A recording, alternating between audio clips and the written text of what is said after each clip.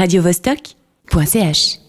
Le théâtre de l'Orangerie, c'est ce lieu idyllique du parc Lagrange, un théâtre bien sûr construit en 1856, auquel sont accolés des serres, une buvette, un potager. On peut y faire plein de choses à l'Orangerie et Vostok est particulièrement heureuse d'annoncer qu'elle y part en vacances cet été. On sera en résidence au Théo, une émission hebdomadaire. Andrea Novikov, vous êtes à la tête de ce lieu estival emblématique depuis quelques années maintenant. Bonjour. Bonjour. Alors, à l'heure actuelle, vous êtes l'un des rares lieux culturels à avoir annoncé sa réouverture totale. Qu'est-ce qui vous a décidé ? Plus qu'autre chose, c'est que là, on peut rouvrir les lieux. Après, donc, de notre côté, on n'avait pas renoncé. Disons, nous, c'est un petit peu particulier. On a une saison d'été, donc on n'a pas été pris en cours de route, donc on n'a pas dû interrompre. On a dû juste attendre. On a résisté jusqu'à la dernière minute. Encore une semaine de plus, on a dû renoncer, abandonner parce que on a des préparatifs. On doit tout mettre en place. Nous, on n'existe pas en tant que lieu fixe à l'année. On réaménage tout, la buvette, la terrasse, le lieu, la salle même, les gradins, la scène, tout est fait. Donc là, ça veut dire, c'est vrai que c'est le dernier mois. C'est un petit peu comme la course, comme ça. Et après, qu'est-ce que nous a décidé d'ouvrir? C'est qu'on veut quand même miser sur le fait que c'est possible que l'acte théâtral, la cérémonie de la rencontre entre plusieurs personnes, ceux qui sont sur la scène et ceux qui sont dans la salle, puisse avoir lieu. Qu'en plus la rencontre aussi dans notre espace extérieur, la terrasse, le lieu, dans sa complexité, puisse être possible. On y croit, on espère que la situation s'améliore comme apparemment c'est le cas chaque jour. Donc voilà, pour le reste, on a décidé d'ouvrir parce qu'on peut se le permettre. Ce n'est pas évident pour les autres lieux. Donc je pense pas que nous, on est un exemple. Il y a beaucoup de lieux, beaucoup de compagnies, beaucoup d'artistes qui ne peuvent pas encore travailler dans les conditions actuelles ou qu'ils ont dû tout interrompre et donc maintenant, ils doivent tout recommencer. Nous, on a des spectacles où ceux qui sont en création peuvent peuvent être adaptés, peuvent s'adapter sans trahir leur style, leur chant, leurs options artistiques, et ça c'est très important. Je crois qu'il ne faut pas renoncer, il ne faut pas changer un spectacle pour en faire une autre modifiée, coronavirus compatible. Non, je crois que l'art doit être ce qu'elle est, et l'artiste doit être roi de ce choix. Le cas veut que certains de nos spectacles on peut, donc en effet, 3/4 de notre saison est possible. Aussi, on a beaucoup de spectacles jeunes publics à l'extérieur, donc ça facilite les choses. Et pour le moment, on mise que la situation s'améliore tous les jours.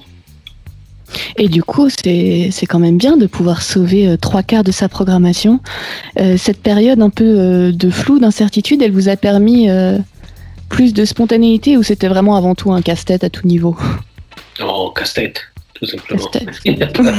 Non, ça n'a aucun autre intérêt. Ah oui, ça veut dire les intérêts sont plutôt des questionnements sur l'existence ou quel est le sens de tout ça, quel est le sens de la planète, qu'est-ce qu'on est en train de faire à nous-mêmes, à notre planète, etc. Mais pas pour la pratique, c'est juste un casse-tête inoubliable, je dirais. Mais donc vous le disiez, des pièces jeunes publics, des pièces aussi, je suppose, vieux public. Vous pouvez nous en dire un peu plus ? Non, c'est pareil. Alors, notre programmation, elle est complexe parce qu'il y a le théâtre, c'est un petit peu la colonne vertébrale parce qu'on est un théâtre avant tout. On a les spectacles en soirée, les spectacles jeunes publics, on en aura 4 ou 5 en soirée.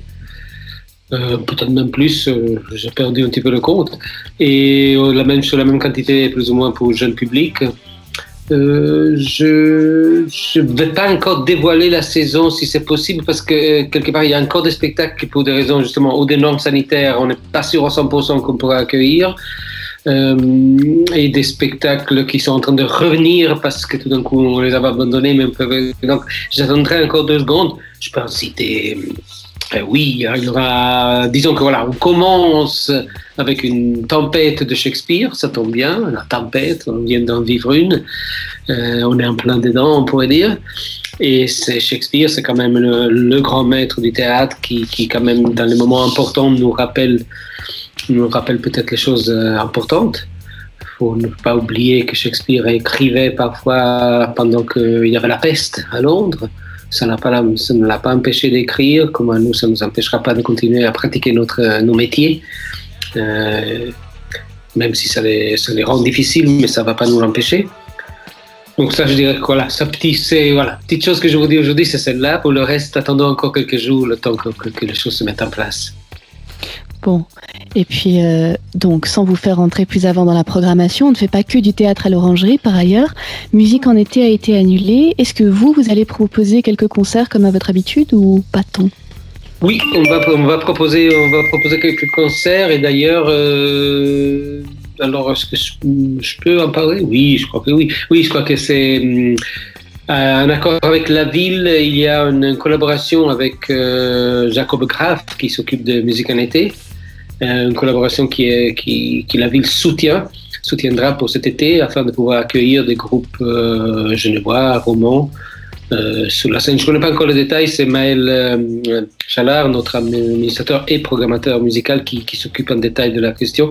Je viens de voir l'info passer. On est heureux de pouvoir collaborer. On a déjà collaboré avec Jacob Graf et Musique en été, mais c'est une occasion rare. Je salue la ville pour la détermination avec laquelle elle veut relancer la vie culturelle genevoise et le soutien des maires, Samy Callahan, et des responsables du département culture pour cette initiative. Donc oui, on aura des concerts, je pense, des beaux concerts. Je ne les connais pas encore, je crois que personne ne les connaît encore, mais on les aura. Andrea Novikov, vous êtes, je le rappelle, directeur du théâtre de l'Orangerie. Et si vous êtes d'accord, est-ce que vous pourriez nous en faire une visite audio? Visite audio, oula, ok, d'accord, alors visite audio. Bon, pour arriver au théâtre de l'Orangerie, il faut arriver au parc Lagrange. On rentre dans un parc, un des plus beaux de Genève, après ça dépend des goûts des couleurs, mais un des magnifiques parcs de Genevois. On y rentre et tout d'un coup, là-haut, en haut de la colline, on aperçoit un portail d'une ancienne orangerie. On s'y dirige, on rentre par le portail et tout d'un coup, on trouve une espèce un lieu qui est une terrasse, en même temps que c'est un potager, un jardin urbain, en même temps que c'est un lieu avec une estrade et une scène extérieure. On y retrouve une tente berbère qui abrite les musiciens, ou les ateliers enfants, ou les spectacles pour le jeune public, ou des conférences et des rencontres. On y voit deux serres qui sont occupées par des expositions temporaires d'art plastique. D'art plastique. On y rencontre tout ça dans un lieu qui est une sorte de jardin pluridisciplinaire et par jeu de mots, on l'a appelé permaculturel, en utilisant le mot culture et la permaculture. C'est un lieu qui, en tant que tel, nous, on a souhaité qui nous permette de faire notre choix. Au fond, c'est une visite, c'est un lieu qui permet plusieurs portes d'accès selon ses propres sensibilités ou attitudes pour réfléchir autour de notre place sur la planète. Donc on peut y aller parce qu'on y va pour voir un spectacle de théâtre dans la salle qui est l'ancienne orangerie, qui devient une salle de théâtre. Mais on y va peut-être juste pour boire un verre avec nos copains, pour manger quelque chose dans notre buvette végane. On y va peut-être juste pour regarder les plantes et les fleurs qui poussent. On y va pour voir une expo où on mélange à sa façon les différents ingrédients pour en faire une expérience qu'on souhaite personnelle. C'est une façon d'approcher la culture, la culture, le plaisir, de mélanger culture et plaisir. De mélanger bon temps à passer ensemble avec des gens, avec des spectacles qu'on espère pointus, précis, percutants. C'est un lieu qu'on aime bien dans sa globalité, dans son organicité, dans le fait qui permet plusieurs choix et qui est une proposition fondamentalement d'une ville qu'on souhaiterait. Un lieu qui est ouvert à la rencontre, qui est ouvert à plusieurs pistes, qui laisse la place à plusieurs regards, sensibilités. C'est une proposition pour une possible ville ou en tout cas des lieux culturels du demain. Et justement, c'est pas le premier théâtre que vous dirigez. Est-ce que c'est ce cadre, le parc, les serres ou la saison qui est donc estivale, tout ça, est-ce que c'est la possibilité de s'essayer à quelque chose de plus vaste, justement qu'un théâtre au sens plus classique du terme, ou c'était vraiment une de vos volontés que vous avez amenée à l'Orangerie? Alors, c'est une bonne question et qui, en effet, moi j'ai eu l'honneur de diriger un autre théâtre, le Théâtre Populaire Roman, un extraordinaire théâtre roman. Mais après cette expérience, moi je n'avais pas une envie folle de recommencer. C'est un engagement c'est pas plein de temps, c'est 200%. Toute l'année, dans mon parcours de vie, j'avais pas forcément envie de répéter ça. J'avais pas la même ambition, la même foi ou besoin. Me font passer du temps toute ma journée, toutes mes soirées avec des gens de théâtre. C'est pas forcément la chose que je souhaitais, même si c'est ma profession, hein, même si j'adore mes collègues. Mais voilà. Et par contre, quand c'est apparu la possibilité de déposer sa candidature pour le théâtre de l'Orangerie, il y a un déclic qui s'est fait. Et c'est là que tout d'un coup, je me suis dit, où j'ai mis ensemble les questionnements que je me posais à ce moment-là, il y a 4-5 ans, autour de où est-ce que va cette planète, où est-ce que nous allons, où est-ce que nous sommes en train d'amener cette planète, avec tout d'un coup le fait qu'il y avait un théâtre qui était au milieu d'un parc. Et les deux choses ont fait un déclic. Je me suis dit, mais est-ce qu'on ne pourrait pas faire un théâtre qui s'occupe de la question de l'environnement? Et ceci a posé tout de suite une question très forte. Le théâtre est en tant que tel un art anthropocène, basé sur l'être humain. Donc il y avait comme une contradiction. Est-ce que ça peut exister un théâtre qui n'est pas anthropocentré, pas centré sur l'être humain, pas centré sur le noir se fait, la lumière s'allume sur un être humain qui nous dit des choses extraordinaires de sa propre expérience de la vie, de ses émotions, de son monde intérieur. Et la nature est là sur le fond comme une toile de fond, comme un décor de sa personnalité, de cette chose incroyable qui est l'être humain au centre du plateau. Ça, c'est notre tradition du théâtre, notre tradition, partie de la tradition, disons, la tradition bourgeoise. Il y a tout un seuil d'autres recherches, des autres possibilités.